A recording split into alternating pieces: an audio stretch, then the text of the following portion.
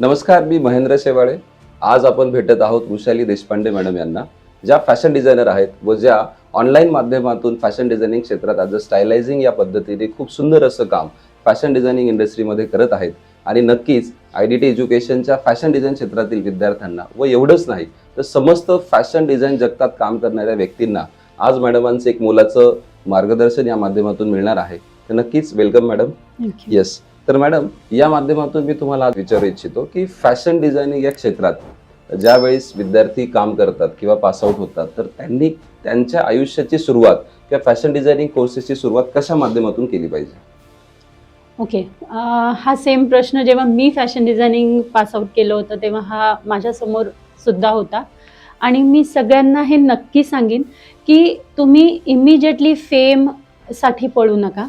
कारण बऱ्याचदा हल्ली सोशल मीडियावर असं दिसतं की फॅशन डिझायनर म्हणजे एकदम रॅम्पवर आलेले आहेत, एकदम प्रसिद्ध झालेत. तर त्याच्या मागे लागू नका, कारण तुम्हाला आधी एक्सपिरियन्स गेन करणं खूप इम्पॉर्टंट आहे. इंटर्नशिप मिळवायचा प्रयत्न करा. आता इंटर्नशिप हे डिरेक्टली डिझायनर म्हणून मिळेल असं नाही, तुम्हाला स्टायलिस्ट म्हणून मिळू शकते, तुम्हाला कुठल्या डिझायनरच्या अंडर काम करायला मिळू शकते. इवन मोठे मोठे इव्हेंट मॅनेजमेंट जे असतात, जे वेडिंग प्लॅनर्स असतात, त्यांना देखील फॅशन डिझायनर्स लागतात. आपल्याला वाटतं इव्हेंट मॅनेजमेंट म्हणजे इट्स ओनली अबाउट लग्न कसं करावं, पण त्याच्यात फॅशन कसं असावं. हल्ली आपल्याला बरेच प्री वेडिंग शूट्स आहेत, बऱ्याचशा शूट्स होत असतात, त्यांच्या अंडर काम करा. त्याच्याने तुम्हाला दोन गोष्टींचा फायदा होतो. एक तर स्वतःचा एक्सपिरियन्स, आणि दुसरं करंट ट्रेंड. तुम्ही ट्रेंडमध्ये राहायला शिकता. तुम्हाला काय ट्रेंड चालू आहे, कारण का तुम्हाला ऑनलाईन जी ट्रेंड मिळणार आहे ती तुमच्या सिटीत चालू आहे का किंवा तुमच्या अवतीभोवती चालू आहे का हे जरुरी नाही आहे. तुम्हाला तुमच्या शहरातली ट्रेंड बघूनच पुढे डिझायनिंग करायचं आहे. काही महिने त्याच्यात राहा आणि मग स्वतःचं काही करायचा प्रयत्न करा. अतिशय सुंदर. नक्कीच विद्यार्थ्यांनी जर या दिलेल्या गाईडलाईन्सवरती काम केलं तर त्यांना त्यांच्या येणाऱ्या फ्युचरमध्ये नक्कीच याचा फायदा होईल. माझा पुढचा प्रश्न असा आहे मॅडम की ज्या वेळेस विद्यार्थी ॲज अ फॅशन डिझायनिंग या क्षेत्रातलं एज्युकेशन घेतात तर एज्युकेशन घेत असताना त्यांनी अशा कोणत्या प्रमुख चुका आहेत की ज्या त्यांनी टाळल्या पाहिजे किंवा ज्या त्यांनी केल्या नाही पाहिजे? ओके. आता ह्या चुका मी म्हणेन हे नवीन ट्रेंड सुरू झाला आहे नवीन जनरेशनमध्ये, की इझिली सगळं. कारण का फॅशन डिझायनिंग ही स्वतःची क्रिएटिव्हिटी आहे, तुम्ही ती कुठून घेऊ नाही शकत. आणि मुलांना सगळं इझी म्हणजे हल्ली ऑनलाईन झालं आहे. बरेचसे प्लॅटफॉर्म आहेत, ChatGPT आहे, ऑनलाईन वेगवेगळे सॉफ्टवेअर्स आहेत, ज्याला तुम्ही एक फीडबॅक द्या, एक काहीतरी क्वेश्चन द्या आणि तो तुमच्यासाठी क्रिएट करून देतो. पण are you real fashion designer? जर का तुम्ही समोरच्याला विचारून तुमची डिझायनिंग करत असाल तर तुम्ही फॅशन डिझायनर नाही आहात. त्यामुळे ही सर्वात मोठी चूक टाळा. भले तुमचे काही पहिले डिझाईन्स थोडे तेवढे वाव नसतील, पण तुमची क्रिएटिव्हिटी टाका, तुमचं नॉलेज वापरा आणि स्लोली तुमच्या क्रिएटिव्हिटीला वाढू द्या. तुम्ही हे घ्या नक्की, तुम्ही ऑनलाईन किंवा ट्रेंड्स फॉलो करण्यासाठी तुम्ही त्यांच्याकडनं शिका, तुम्ही त्यांच्याकडनं आयडियाज घ्या, पण तशाच्या तशा उचलून हे माझं क्रिएशन आहे म्हणून टाकणं, हे is not a real fashion designer. So this is one I will definitely tell. Yes, thank you so much madam.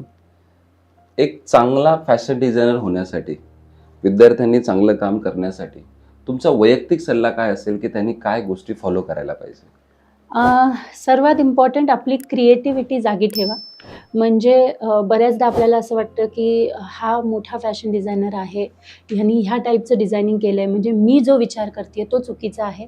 हे अजिबात नाही. आपली क्रिएटिव्हिटी जागी ठेवा.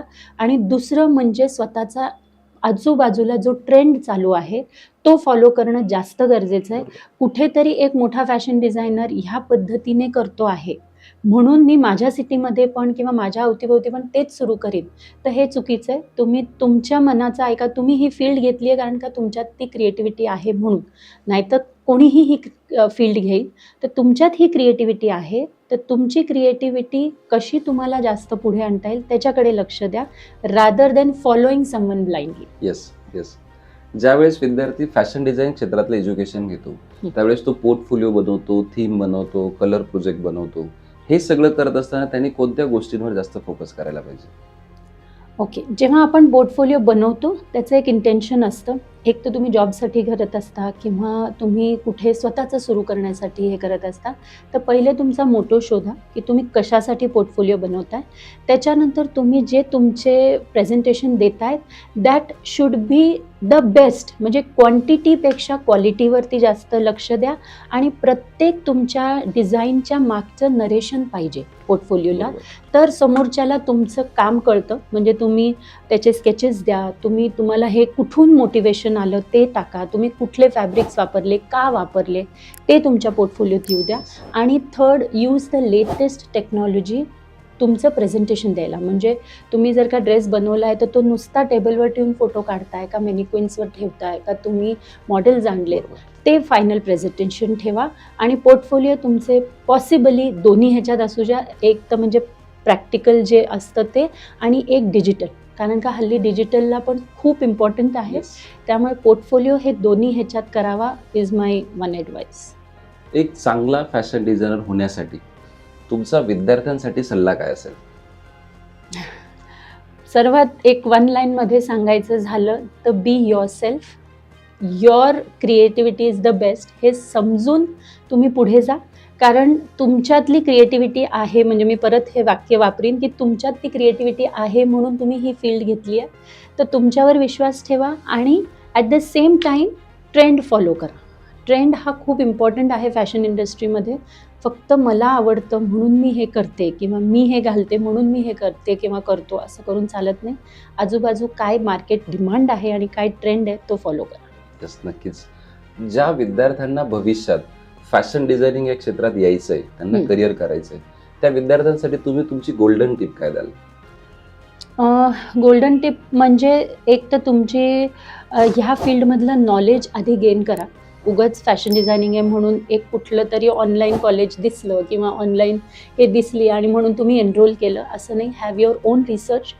फक्त फोटोजवरती किंवा त्यांच्या मोठ्या मोठ्या बॅनर्सवर न जाता रिव्ह्यू घ्या, तिकडच्या स्टुडंट्सकडनं समजून घ्या की ते कॉलेज तुम्हाला काय ऑफर करतं आहे आणि प्रॅक्टिकल विथ एक्सपिरियन्स हे कुठलं जे कॉलेज देत असेल. म्हणजे आय थिंक मी IDTचा बराच हे केलेलं आहे आणि मी बऱ्याचदा हॅव कम ॲज अ जज किंवा हे, तर आय नो की असे आपले जे कॉलेज आहेत ज्याच्यात सगळा वाव मिळतो, असे कॉलेजेस प्रेफर करा आणि तुमच्या कलेला मग तुम्हाला बरोबर विंग्स मिळतील. आता लेटेस्ट फॅशन डिझायनिंग क्षेत्रामध्ये ज्यावेळेस विद्यार्थी शिक्षण घेत आहेत, तर त्यांनी कोणत्या स्पेसिफिक सॉफ्टवेअर्सकडे जास्त लक्ष दिलं पाहिजे आणि काम केलं पाहिजे? राईट. आपण कितीही म्हटलं तरी या जगात डिजिटलहून दूर राहू नाही शकत. तर देर आर फ्यू हे आहे, जसे ॲडोब इलस्ट्रेटर, फोटोशॉप तर आहेच. आता क्लो 3D म्हणजे COL 3D म्हणून एक नवीन ॲप आहे. म्हणजे माझ्या वेळेस नव्हतं म्हणून मला ते मे बी नवीन वाटतंय. आताच्या मुलांना बरंच माहिती असेल त्याची. हे तुमचं फायनल प्रॉडक्टला 3D इमेज देतं. म्हणजे तुम्ही जे काही डिझाईन केलं आहे it comes out as a 3D, जे अजून थोडंसं समोरच्याला कन्व्हिन्स करायला सोपं पडतं. तर ते अशी नवीन सॉफ्टवेअर्सचा वापर केला तर तुम्हाला जास्त प्रेझेंट करता येईल. येस. फॅशन डिझायनिंग या कोर्समध्ये एक चांगलं, उत्तम, बेहतरीन करिअर होण्यासाठी विद्यार्थ्यांकडे त्यांच्या ओन कोणत्या स्किल्सचं होणं गरजेचं आहे? पहिले तर creativity. Second important thing is तुम्हाला फॅब्रिक आणि त्याचं सीझनशी रिलेशन हे तुमचं बेसिक नॉलेज आहे. म्हणजे हे कुठल्याही डिझायनरला माहितीच पाहिजे. Second, again trend. तुम्हाला सतत कदा तुम्हाला ॲक्टिव्ह राहावं लागतं. म्हणजे जसं आपण म्हणतो की तुम्हाला कुठल्या परीक्षा द्यायच्या आहेत UPSC, तर तुम्हाला करंट अफेअर्स पाहिजे. तसं तुम्हाला फॅशन डिझायनर बनायचं असेल तर कंट्रीच्या बाहेरची करंट ट्रेंड तुम्हाला माहिती पाहिजे. आणि दुसरं गोष्ट, तुम्हाला सिल्युएट्सचा म्हणजे तुम्हाला बॉडी शेप्सचं कम्प्लीट नॉलेज पाहिजे. आणि हे तुम्हाला कोर्समध्ये मिळतं, पण एक थोडंसं इनबॉर्न आपल्याला एक असतं की मी बुट्टी आहे तर मी हे नाही घातलं पाहिजे किंवा हा सीझन आहे तर मी हे नाही केलं पाहिजे. हे थोडे बेसिक तुम्ही प्री नॉलेज तुम्हाला पाहिजे. येस. आणि फायनल मॅडम, आमच्या IDT एज्युकेशनसाठी व आमच्या IDT एज्युकेशन्समध्ये शिकणाऱ्या फॅशन डिझाईन विद्यार्थ्यांसाठी तुम्ही तुमचा काय सल्ला द्याल? ओके, मी त्यांना नक्की हे म्हणेन की तुम्ही खूप क्रिएटिव्ह फील्ड सिलेक्ट केली आहे आणि ह्या फील्डला खूप वाव आहे. म्हणजे डिझायनर हा एकीकडे अडकून राहत नाही. डिझायनरमध्ये तुम्ही स्टायलिस्ट बनू शकता, तुम्ही मर्चंडायझिंग करू शकता, तुम्ही एक साधं ब्रँड क्रिएट करून किंवा ब्रँड मार्केटिंग करू शकता. तर तुम्ही तुमच्या क्रिएटिव्हिटी आणि तुमच्यातल्या टॅलेंटचा शोध घेऊन तुम्ही ह्या फॅशन इंडस्ट्रीमध्ये खूप पुढे जाऊ शकता. फक्त एवढंच आहे की स्वतःला ओपन ठेवा आणि तुम्ही जे केलं आहे त्याच्यावर विश्वास ठेवून आणि त्या अभ्यासावरती तुमचं कॉन्सन्ट्रेशन ठेवून fashion industry has lot to give. Yes, thank you so much madam for your spacious time. नक्कीच या माध्यमातून आज IDT एज्युकेशनच्या फॅशन डिझायनिंग विद्यार्थ्यांसाठी एवढंच नाही तर समस्त देशातील फॅशन डिझायनिंगच्या मान्यवरांसाठी ही खरंच मोलाच्या काही सूचना आज मॅडमांकडून भेटलेल्या आहेत. तर behalf of IDT education, thank you so much madam for Pleasure, coming. sir. Thank you madam.